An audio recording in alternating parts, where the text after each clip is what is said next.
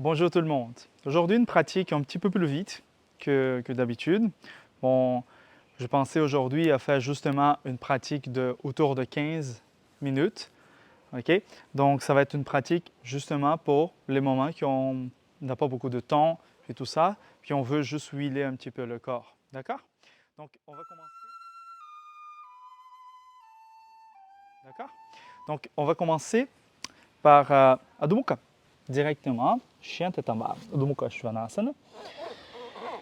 Puis, vous pouvez le faire, cette pratique, vous sautez du lit, puis paf, vous le faites. C'est vraiment cool. Donc, placez bien les talons, donc sentez vos ischio-jambiers. Les jambes peuvent être pliées, avoir accès à votre dos. Rappelez-vous, le plus important, c'est avoir accès à votre dos. Les jambes, on les étire au pas, c'est pas grave. Good. Sentez bien votre respiration, les épaules qui s'en vont un peu vers l'extérieur. Magnifique. Les mains sont bien actives, les orteils sont bien actifs. Donc, rappelez-vous, les bases sont très importantes. En fait, c'est la chose plus importante, c'est vos bases. Et de là, on s'en va en avant avec une jambe entre les bras, donc entre les mains. J'ai la main droite, la main gauche, la main droite, puis j'ai le pied à l'intérieur. Donc, j'ai le pied droit, ok, si vous voulez me suivre. Le genou en avant vers en avant, le talon en arrière vers en arrière. Donc il y a cette polarité, cette ouverture. Le genou en avant s'en va vers en avant, le talon s'en va vers en arrière. Ça, c'est très important. Donc ici, vous avez deux options. Vous avez l'option de placer le genou seul, le torse du dos, comme ça. Ça, c'est une première option. La deuxième option, ça va être de lever et bien ouvrir, donc bonne ouverture, essayez de bien lever la cage thoracique, les mains vers le ciel, les épaules qui sont détendues. Le pied en arrière pousse vers le sol, donc ce pied-là, il pousse vers le sol. Ouais. Magnifique. Une dernière respiration ici. On descend à l'expire. On vient en Adho Mukha, à nouveau, on profite. Le bassin qui s'en va vers le haut, le dos qui se creuse légèrement. Et la jambe gauche qui s'en va vers en avant. Les deux mains qui sont à l'extérieur, les talons bien posés au sol. Les orteils sont tranquilles, le talon arrière pousse vers en arrière, le genou en avant pousse vers en avant. Donc la jambe en arrière, elle est en légère rotation interne. Rotation externe, ça fera ça avec le bassin. Vous voyez, rotation interne, ça met la jambe en action vers le centre. Donc le genou est vis-à-vis le sol. C'est pour ça que quand je descends, le genou, la rotule se pose parfaitement au sol. Le pied se pose. Soit on reste ici, soit on lève. Et on essaie de laisser ouvert les épaules. Si vous voulez aller un petit peu plus avec la tête vers le haut, sans trop forcer le cou. Juste une petite ouverture au niveau de la gorge, c'est intéressant pour le thyroïde, thymus, mais pas trop comme ça, non, juste un petit peu. Juste pour l'intention vers la vie, vers le soleil. Magnifique. Et on descend. On place les orteils là en arrière au sol et on revient en position des chiens, tête en bas. Cool. Le bassin qui pousse vers le haut, la tête qui descend. On vient ici en planche.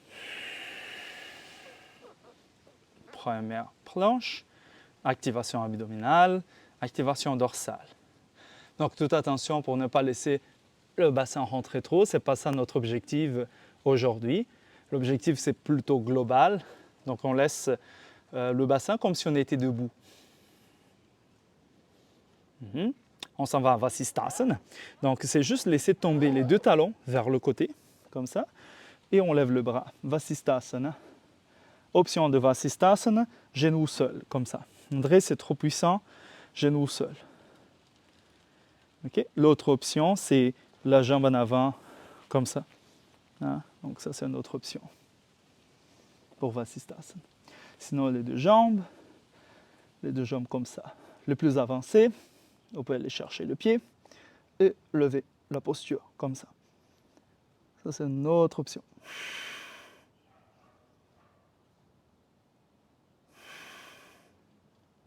Magnifique. On descend. Même chose de l'autre côté. Donc planche. On tourne vers l'autre côté. On lève le bras. Quelques respirations seulement. La main est bien active. Okay? Donc, essayez de bien écarter les doigts. Allez dans l'option que vous voulez. Et gardez bien une action abdominale assez forte. C'est au niveau des obliques. Les obliques qui sont en bas, c'est sûr. L'oblique qui est en haut, il y a plus une fonction stabilisatrice. Celui qui est en bas, une fonction vraiment de nous pousser vers le haut. On revient au centre.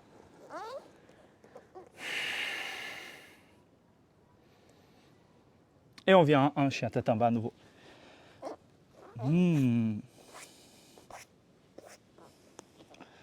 Et de cette position, on inspire. À l'expiration, on avance la jambe droite à nouveau. Vous voyez qu'on a beaucoup de mouvements sagittal, mouvement qui va dans ce sens. On inspire un peu plus fort. Puis on va essayer d'étirer la jambe qui est en avant. Ah, mais André, je ne suis pas capable, c'est pas grave. Une chose que je n'ai pas dit, aujourd'hui, on n'utilise pas des accessoires. J'ai des accessoires ici, mais on va utiliser juste le tapis. Ah, mais André, je veux véritablement utiliser mon bloc. Génial, utilisez-le. Okay? Parce qu'ici, aujourd'hui, je donne l'option avec les genoux pliés. Okay? En Parshiva Uttanasana. Option d'étirer complètement la jambe qui est en avant. Avancer plus les bras. Donc, j'avance plus les mains vers en avant, la tête peut tomber. Option de genoux pliés. Vous voyez que j'utilise une version avec le pied levé. Si jamais vos orteils sont problématiques, vous pouvez le placer au sol, comme ça. Okay?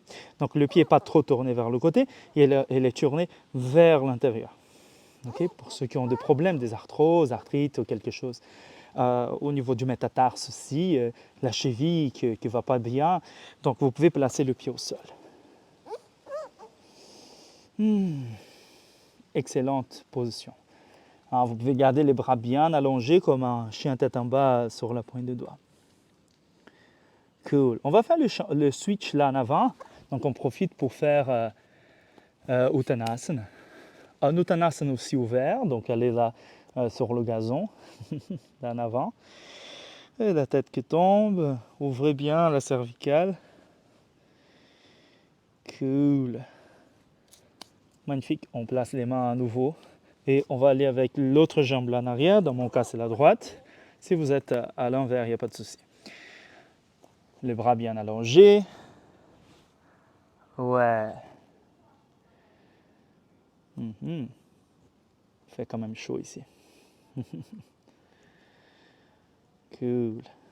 Rappelez-vous, vous pouvez toujours plier le genou pour avoir bien le contact du ventre avec la cuisse. Ça, c'est le plus important. Okay? On veut pas que le dos soit comme ça. On ne veut pas ça. Okay? On veut que le genou se plie. Je me dépose. Puis là, j'étire mon ischio-jambier à partir de ce que je peux étirer. D'accord? Rappelez-vous que le pied en arrière aussi peut aller vers le sol. Vous allez voir, ça va devenir un chien tête en bas un peu plus intéressant après ça. Okay? Donc, on place les mains et on revient en chien tête en bas.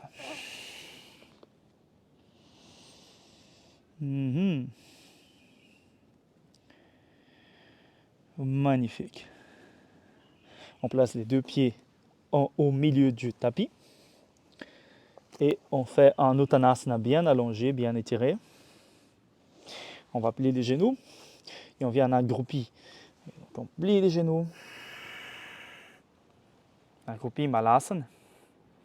Les bras sont là en avant. On essaie de bien allonger, bien étirer. On lève la posture. Et on s'en va vers le haut.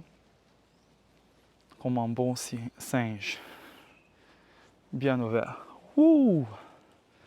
Allez là-haut, on étire, allonge les bras. Urdhva Hastasana.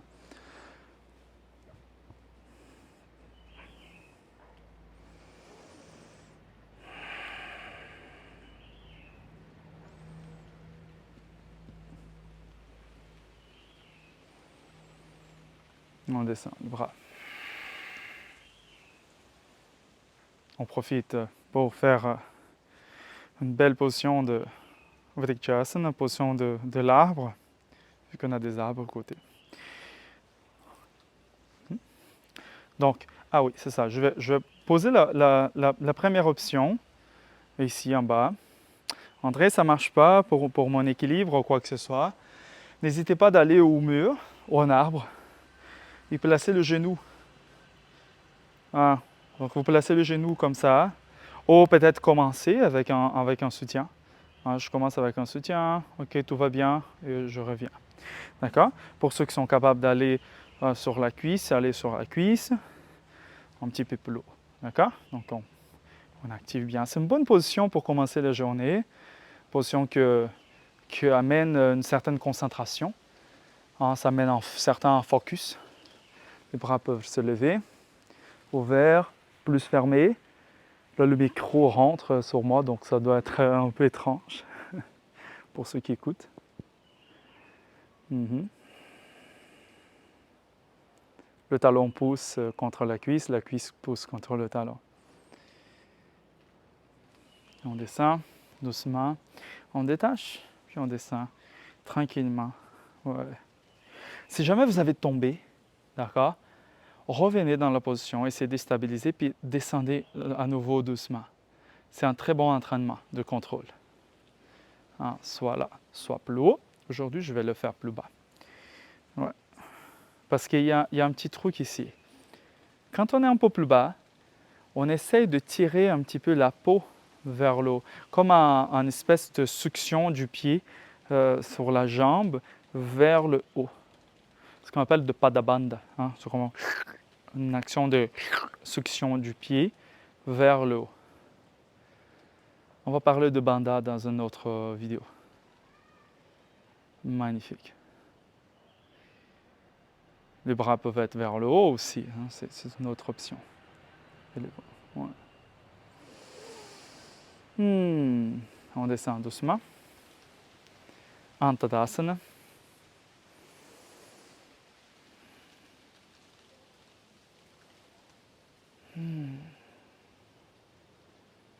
Laissez les mains se détendre. Laissez le visage se détendre. Les yeux se ferment délicatement.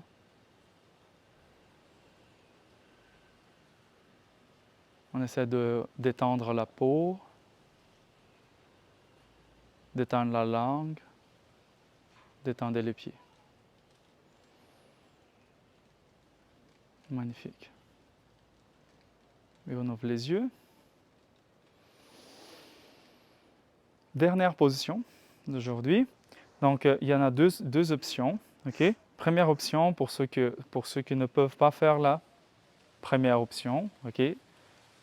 Excusez-moi. La première option, c'est Shirshasana. La deuxième option, c'est Setu Bandhasana. D'accord? Donc, Shirshasana, c'est bel et bien. Faites Shirshasana, position sur la tête, juste si vous êtes entraîné pour ça. Juste si vous avez fait déjà de l'entraînement ou si vous avez fait des cours ou des workshops sur ça, si vous êtes prof, bien sûr. Sinon, ne faites pas.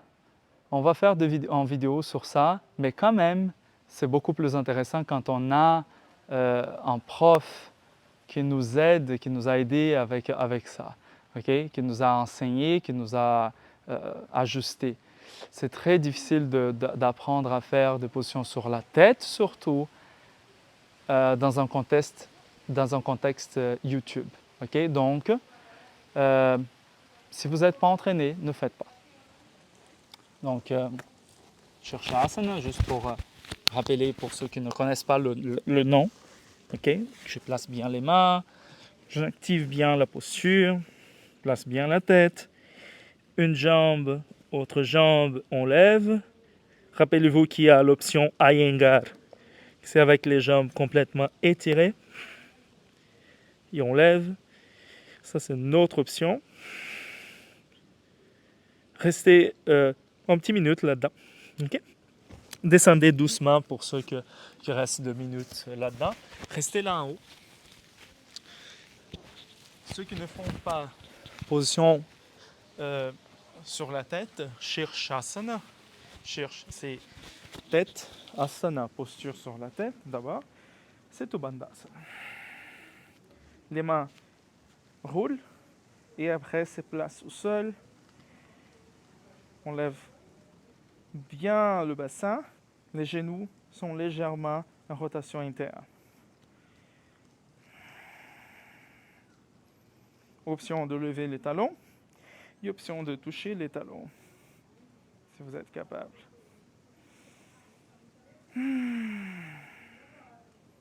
Ce qu'on veut, c'est qu'il y ait un certain montant d'énergie, de sang, de fluide vers la tête. Avec Shirshasana, on est vraiment direct. Avec Setu Bandhasana, on a aussi l'ouverture cervicale, qui c'est très intéressant. Ceux qui sont en Shirshasana, descendez et venez ici en Setu Bandhasana avec les autres qui sont seuls. Vous faites ça ici, c'est quand même bon pour décompression cervicale.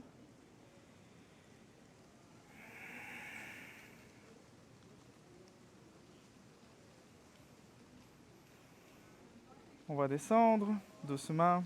Ceux qui étaient en Shirshasana, vous pouvez rester un tout petit peu plus. On étire les jambes. Et on vient en Shavasana.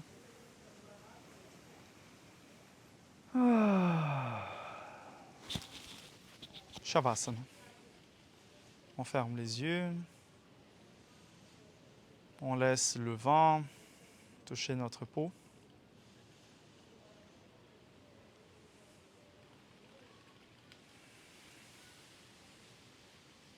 On observe la transpiration, on observe notre cœur, on observe notre respiration.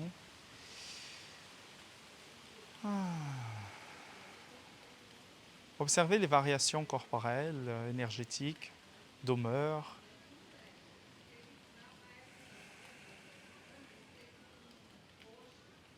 Cool, très bien.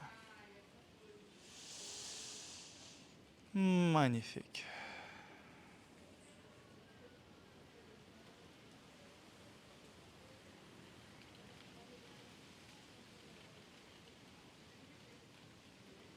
Restez un petit peu en silence. Juste un instant.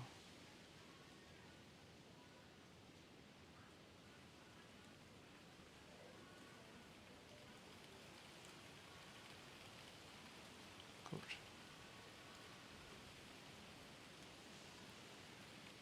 Comme c'est une pratique courte, le Shavasana aussi est courte. Juste un petit minute de Shavasana, puis tout s'installe.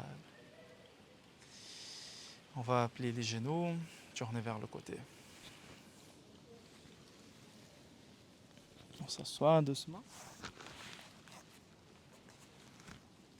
On peut s'asseoir en Sukhasana, ou Siddhasana, ou Swastikasana, comme vous voulez, ou à genoux, en Virasana.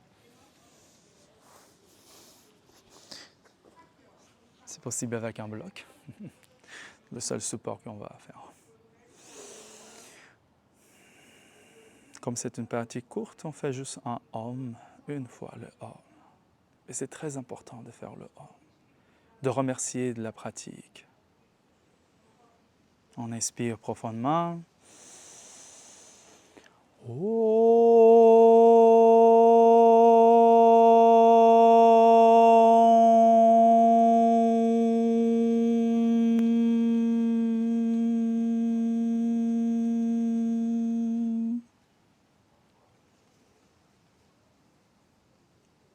Namasté.